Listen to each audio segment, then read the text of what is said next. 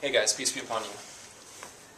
Just want to give you a brief introduction to Islam, why it's valuable, why it's the best way of life, the best system above all others, why you should consider it, how it will help you.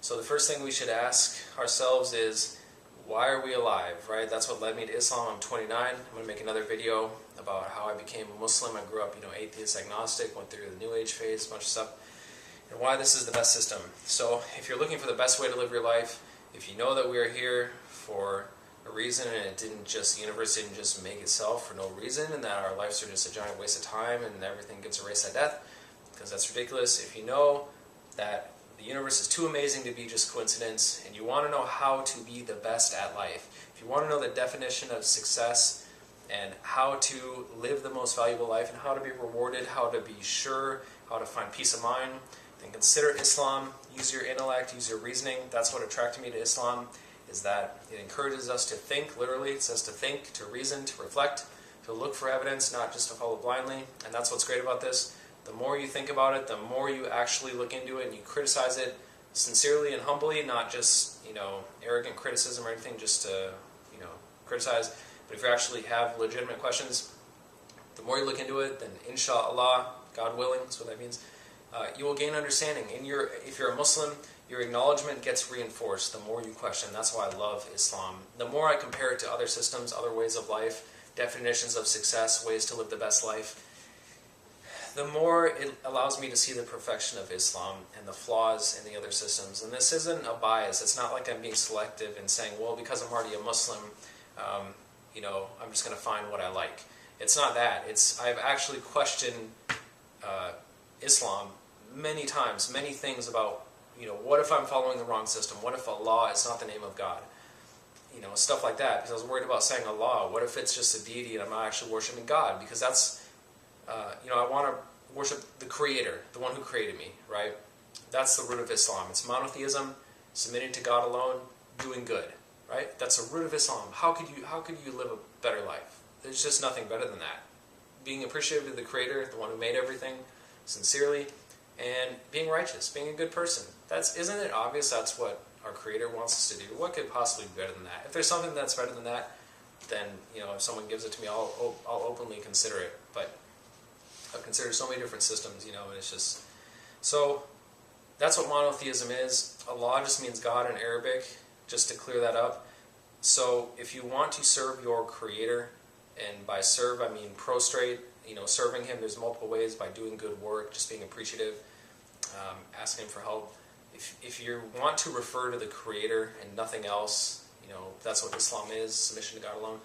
It says you can call on Him with the best names. Call upon Allah or call on the Gracious, whichever it is you call on, to Him are the best names. You can call Him Allah, the Gracious, God. He knows, He's fully aware, He's the most wise. So, Allah is just God in Arabic, and I like Allah because of how it sounds, even though that name is not a personal name above others. We don't say, well, that's His one personal name, because He's God. To Him are the best names. He doesn't have like a family name that His uncle gave Him or something. He doesn't have an uncle, or I guess that doesn't make sense, uncle, but He doesn't have a dad or a mom that named Him. You know what I mean? It's to Him are the best names. Glory be to Allah, the glorious, the Most High, the Almighty, the most wise, and all these names are relevant. He's the most generous, the most loving, most kind, most forgiving, Lord of the worlds. So if you call upon Him, He knows who you serve. That's Islam. It's monotheism. We serve God alone. We do good work. So why should you be a Muslim then? Why should you consider it? Well, if you consider yourself to be humbly intelligent, if you reason, you can think, and you question things, you don't just follow blindly. If you're looking for what the definition of success was, like I was, I thought, why am I here? I don't care about, the purpose of life is just to make money and get a house and then to die. I wanted to be successful. I wanted to be the best at life. I was like, what do I need to do to be the best?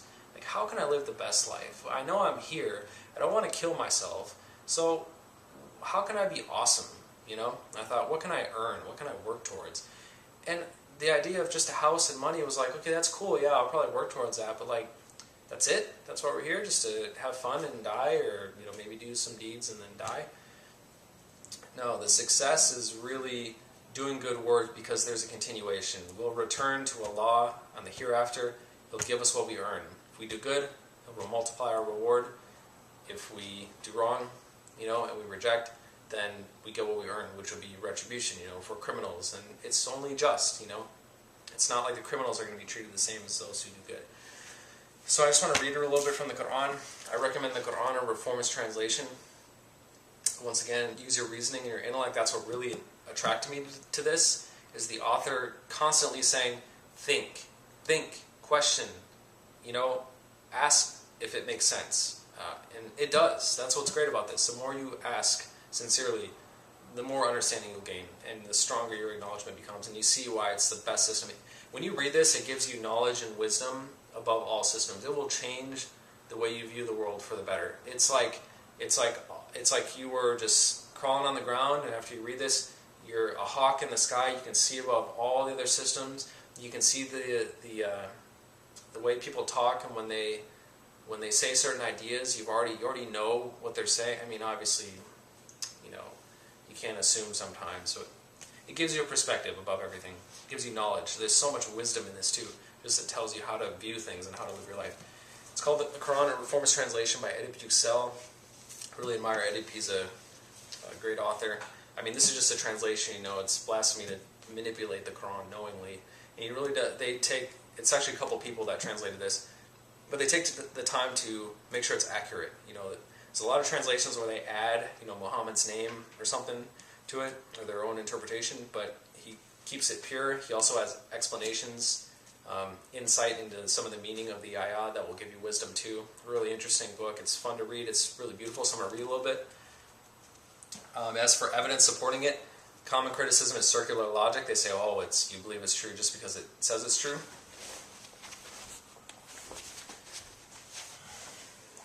Sorry, I had to make sure the video didn't stop. No, it's not circular logic. There is evidence supporting it, like a mathematical encoding, which I'll make another video about, inshallah. So we don't just believe it just because, because it says, hey, believe this is true, right? I mean, it does say this is the book in which there is no doubt, but there's evidence to support it as well, right? Because God doesn't expect us to believe blindly. So let me just read a little bit, just so you can get an introduction. And it's the most valuable system. When you actually consider it, you'll see the purity, right? This is called Bismillah. It's the opening. It just means in the name of Allah. So it's in the opening of every chapter except for one, but there's a reason behind that. In the name of Allah, actually. So the verse is called Al-Fatiha. We say this every time we pray. In the name of Allah, the gracious, the compassionate. Praises to Allah, Lord of the worlds, the gracious, the compassionate, Master of the day of judgment. You alone we serve. You alone we ask for help. Guide us to the straight way, the way of those whom you blessed, not of those who are in anger, nor of the strayers. And this is the second. In the name of Allah, the gracious, the compassionate. Alif, Lam, Mim. It's 3 letters. That relates to the encoding. And just think about the meaning of these ayah as I'm reading these and what they're trying to tell you. There's a lot of wisdom you can get from it. Those who acknowledge, this is the book in which there is no doubt, a guide for the conscientious. Those who acknowledge the unseen and observe the contact prayer, and from our provisions to them, they spend. The contact prayer is talking about prostrating 3 times a day. It's salah, prayer. Those who acknowledge what was sent down to you and what was sent down before you, and regarding the hereafter, they are certain.